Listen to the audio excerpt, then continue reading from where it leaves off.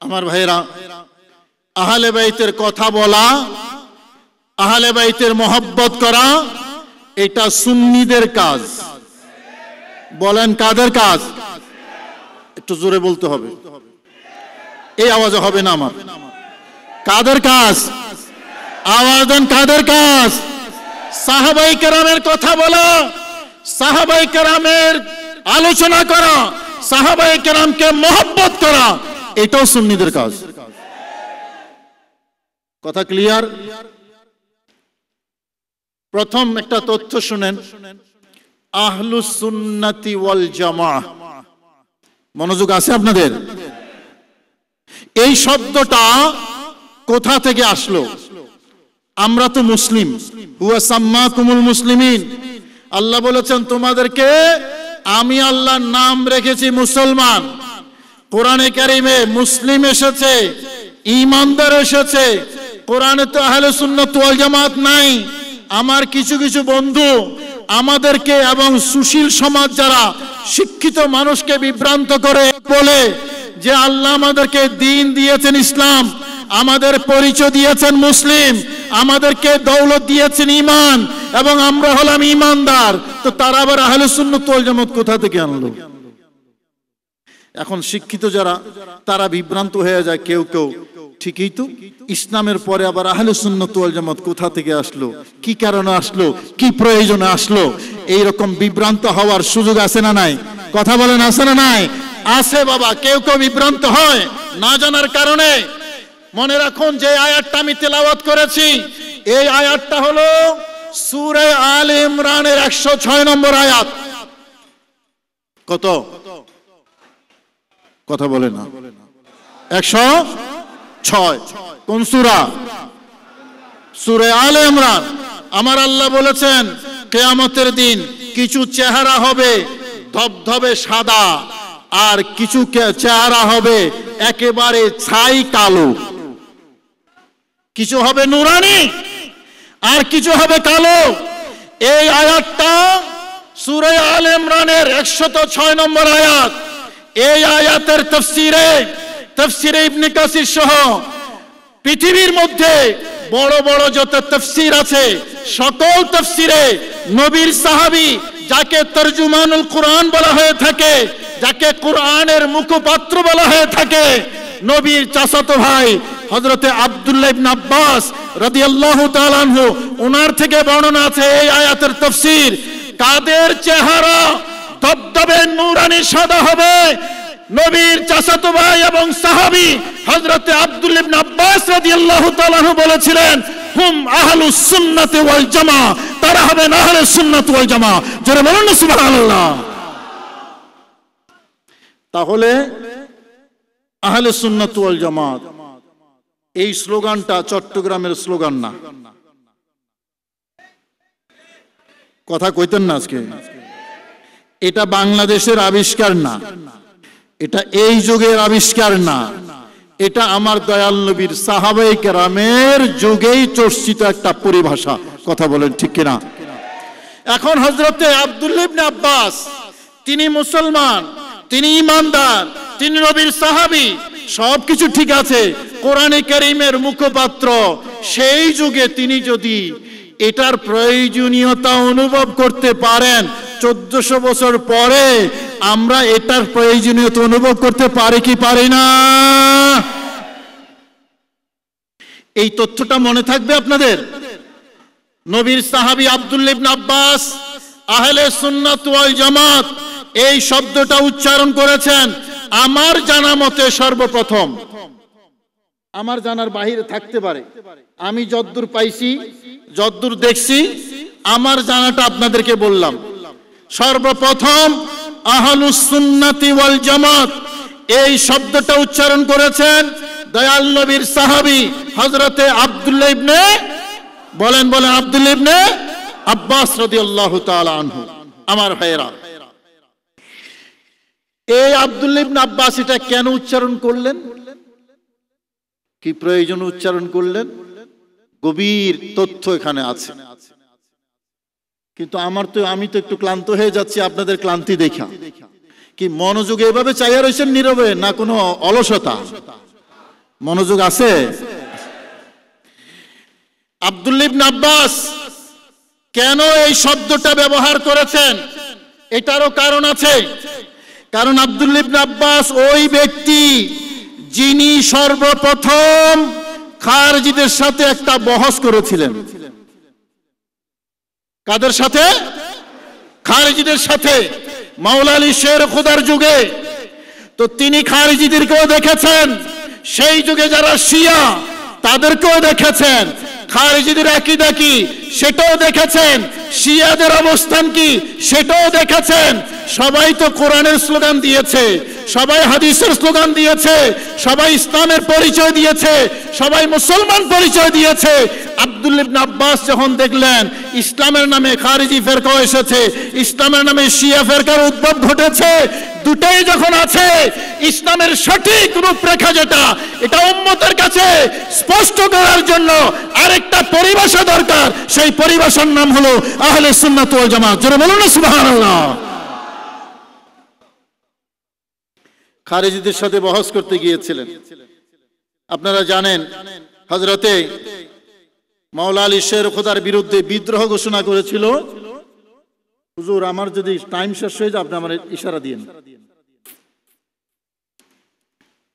11:15 ইনশাআল্লাহ।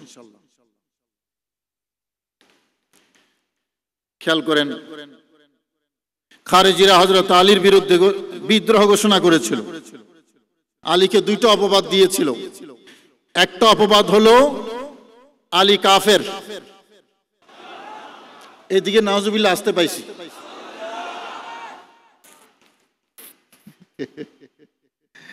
মাওলা আলী শের খুদা জান্নাতের সুসংবাদ প্রাপ্ত।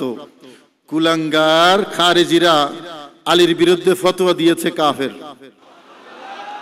দ্বিতীয় ফতোয়া বেদাতি।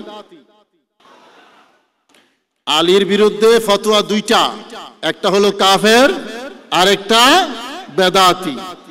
প্রশ্ন হইলো, অভিযোগ হইলো তিনটা। অভিযোগ কয়টা? তিনটা। অপবাদ দুইটা, আলী কাফের এবং বেদাতি।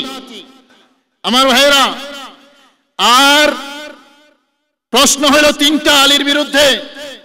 এক নম্বর প্রশ্ন যে আলী হুকুম জারি করে। কোরআন বলেছে ইনিল হুকমু ইল্লা লিল্লাহ, হুকুম আল্লাহ ছাড়া কারো হুকুম নাই। তো আলী হুকুমদাতা কে? আল্লাহ বলেছেন একমাত্র হুকুমদাতা আল্লাহ, সুতরাং আলী কাফের। দ্বিতীয় অভিযোগ, আলী যুদ্ধ করে কিন্তু গনিমত এবং যারা পরাজিত হয় তাদেরকে বন্দী করে না। উদ্দেশ্য হলো হযরত আয়েশা সিদ্দিকার বিরুদ্ধে যুদ্ধ। আয়েশা সিদ্দিকাকে হযরত আলী রাদিয়াল্লাহু তাআলা আনহু গনিমতের মাল হিসেবে বন্দী করে নাই।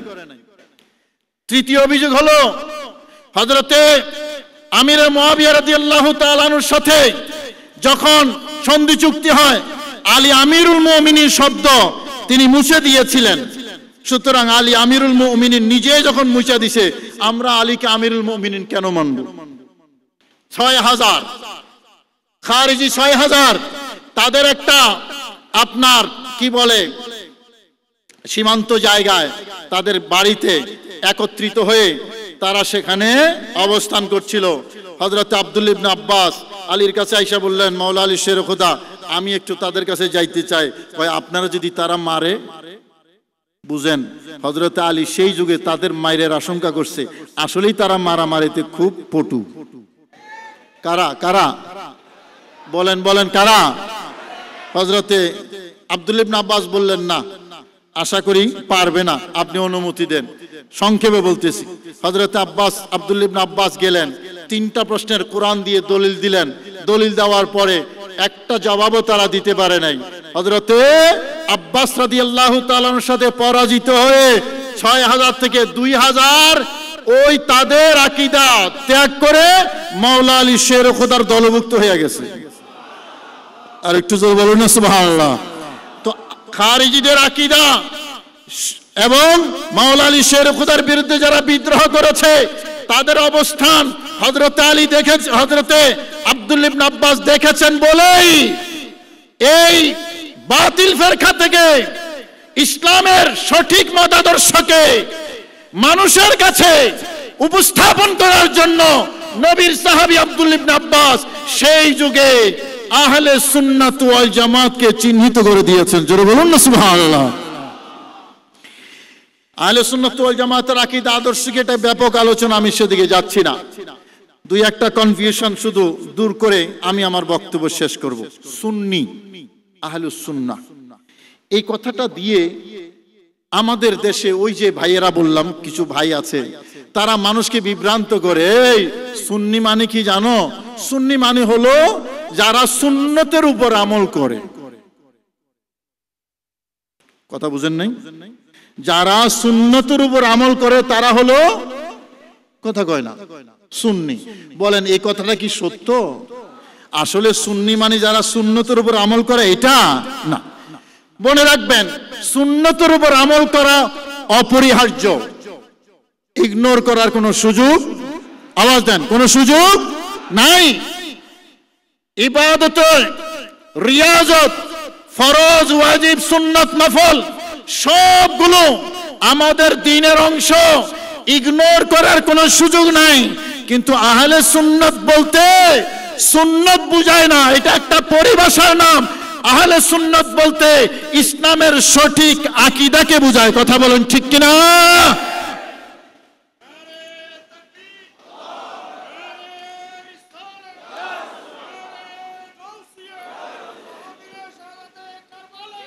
বলবেন হুজুর সেই আকীদাটা কোনটা? নতুন কোন আকীদা নয়। প্যারা নবী হাদিসে ইরশাদ করেছেন যে আমার উম্মত ৭৩ দলে বিভক্ত হবে, ৭২টা হবে জাহান্নামী, একটা হবে, আওয়াজ দেন, একটা হবে জান্নাতি। মুহাদ্দিসিনে কেরাম ব্যাপকভাবে আলোচনা করেছেন এবং অনেক মুহাদ্দিসিনে কেরাম এই জান্নাতি যেটা জান্নাতে যাবে এটার পরিচয় দিয়েছেন, সেটা হলো আহলে সুন্নাত ওয়াল জামাত। যারা বলুন না সুবহানাল্লাহ। মানে আমরা নাকি কোনো সন্দেহ আছে? বলেন আমরা সুন্নি না? মহব্বতে বলেন না, আমরা সুন্নি কি না? আমরা তো গৌরবের সাথে বলি আমরা সুন্নি, আমরা সুন্নি। আর ভিন্ন পরিচয়ের যারা, তারা কিন্তু সেটা বলে না। আমরা গৌরবের সাথে বলি আমরা সুন্নি। তাহলে আহলে সুন্নাত ওয়াল জামাত এটা মৌলিকভাবে আকীদার নাম। কোন আকীদা? নবীজি ক্লারিফাই করে দিয়েছেন, মা আনা আলাইহি ওয়া আসহাবি, যে আকীদা এবং যে আদর্শ আমি এবং আমার সাহাবায়ে কেরামের মধ্যে ছিল, সেই আকীদা, সেই আদর্শ হলো আহলে সুন্নাত ওয়াল জামাত। জোরে বলুন না সুবহানাল্লাহ।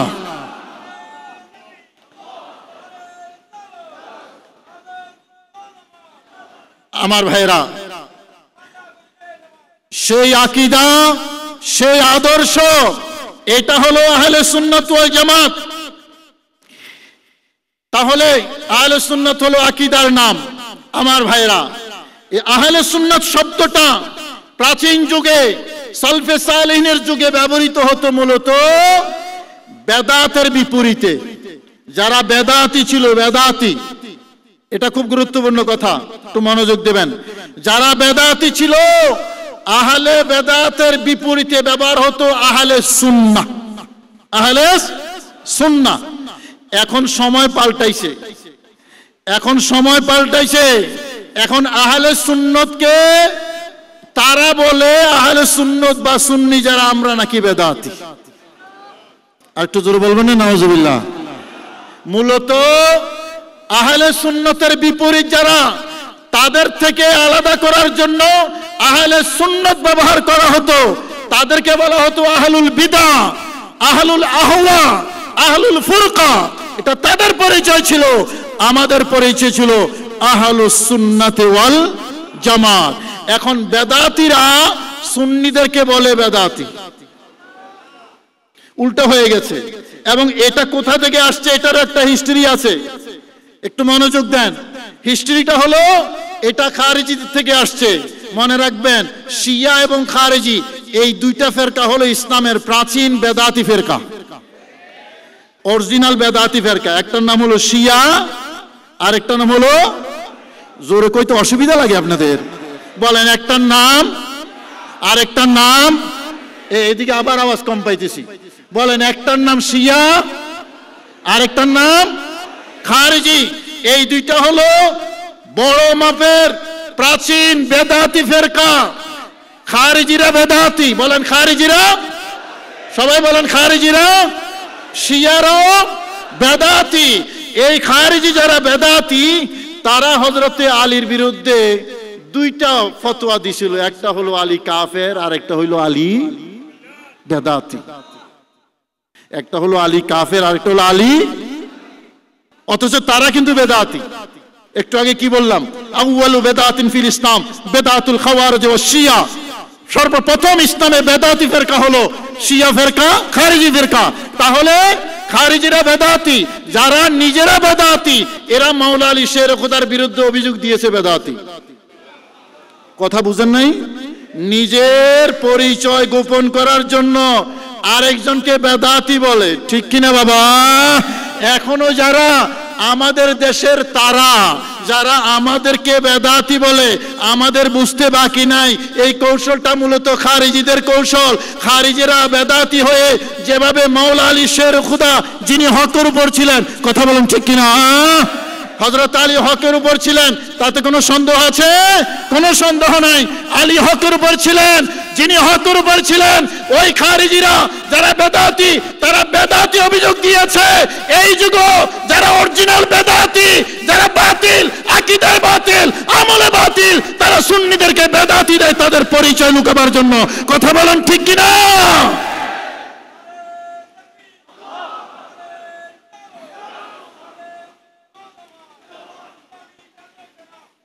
আমার ভাইরা, এই কয়েকটা কথা আপনাদেরকে বললাম, মনোযোগ দেবেন। এটা আমলের নাম নয়, আকীদার নাম। আহলে সুন্নাত ওয়াল জামাত আকীদার নাম। এবং আমাদের ইমাম যারা, হযরত হাসান বসরি থেকে শুরু করে এ পর্যন্ত সকলেই আমরা যাদেরকে জানি এবং মানি, আহলে সুন্নাত ওয়াল জামাত। আমার ভাইরা, তবে আরেকটা কথা না বললেই নয়। আকীদার নাম হলেও কিছু কিছু আমল আছে যেটা আহলে সুন্নাতের আলামত। সুবহানাল্লাহ বলেন না? কিছু কিছু আমল আছে যেটা আহলে সুন্নাত ওয়াল জামাতের আলামত। যেমন ইমাম আবু হানিফা রাহমাতুল্লাহ আলাইহি বলেছেন যে আহলে সুন্নাতের আলামত তিনটা। এক নম্বর হলো হযরত আবু বকর এবং উমর, এই দুইজনকে সম্মান করা। দ্বিতীয় নম্বর হযরত উসমান এবং আলী, এই দুইজনকে মহব্বত করা। তৃতীয় নম্বর মুজার উপর মসে করা। সুবহানাল্লাহ বলবেন না? এই যে মুজার উপর মসে করা, এটা হলো আলামত। তিরমিজি, ইমাম তিরমিজি হাদিস বর্ণনা করেছেন, এক মহিলা, মনোযোগ আছে, এক মহিলা হযরত আয়েশা সিদ্দিকার কাছে আয়েশা জিজ্ঞেস করলেন যে আম্মাজান, কোন মহিলা যদি হায়েজ হয়, হায়েজ বুঝুন তো মিন্স, যদি হায়েজ হয় তাহলে সে কি তার নামাজটা পরে কাজা করতে হবে? মানে হায়েজকালীন সময়ের যে নামাজ, সেই নামাজটা পরে কি কাজা করতে হবে? জানতে চাইলেন হযরতে আয়েশা সিদ্দিকার কাছে। এটা একটা আমলের প্রশ্ন। কিসের প্রশ্ন? আমলের প্রশ্ন।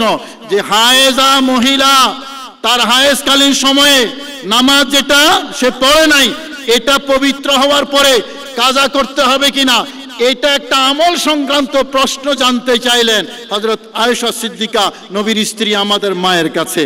তো হযরত আয়েশা সিদ্দিকা জবাব না দিয়ে জিজ্ঞেস করলেন, আহারুরিয়া আনতে, তুমি কি আসলে হারুরি খারিজি নাকি? কথা কয় না, তুমি কি খারিজি মহিলা নাকি? মানে তুমি ওখান থেকে আসছো, তুমি খারিজি প্রোডাক্ট নাকি? কিরে বাবা, প্রশ্নের সাথে খারিজি হওয়ার সম্পর্ক কি?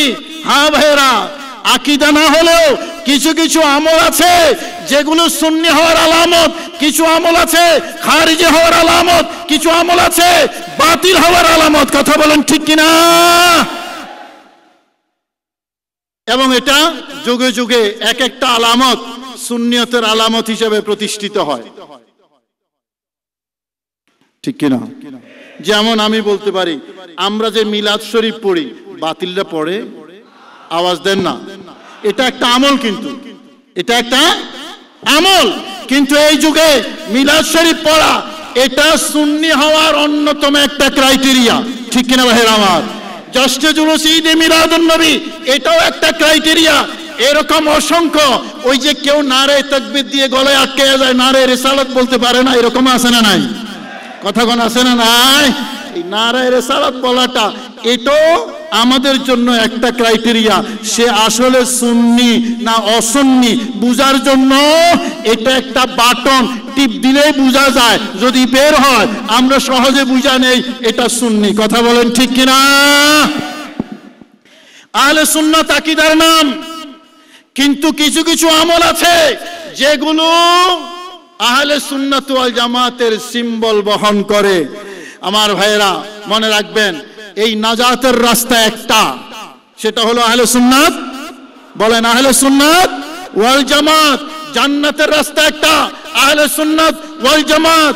এখানে নবীর আহলে বাইতের মহব্বত আছে ভরপুর, সাহাবায়ে কেরামের সম্মানও আছে ভরপুর। যেখানে নবীর সাহাবীদের সম্মান আছে, আহলে বাইতের মহব্বত আছে, এটা হলো নাজাতের রাস্তা, জান্নাতের পথ। আল্লাহ আমাদের সবাইকে বুঝার এবং আমল করার তৌফিক নসিব করুন, আমিন। আর একটু মহব্বতে বলুন আমিন, আমিন। কয়েকটা কথা বললাম, একটু তথ্যগুলো মাথায় রাখবেন, প্রয়োজনীয় তথ্য। আশা করি মাঠে ময়দানে আপনাদের কাজে লাগবে। আমি আমাদের মাননীয় প্রধান পৃষ্ঠপোষক সুফি আলহাজ মিজানুর রহমান সাহেব সহ ওনার সহকর্মী যারা এই পরিষদের, সবার কৃতজ্ঞতা আদায় করছি। ওলামায়ে কেরামের কৃতজ্ঞতা আদায় করে দোয়া চেয়ে আমার বক্তব্য এখানে শেষ করছি। আসসালামু আলাইকুম ওয়া রাহমাতুল্লাহি ওয়া বারাকাতুহু।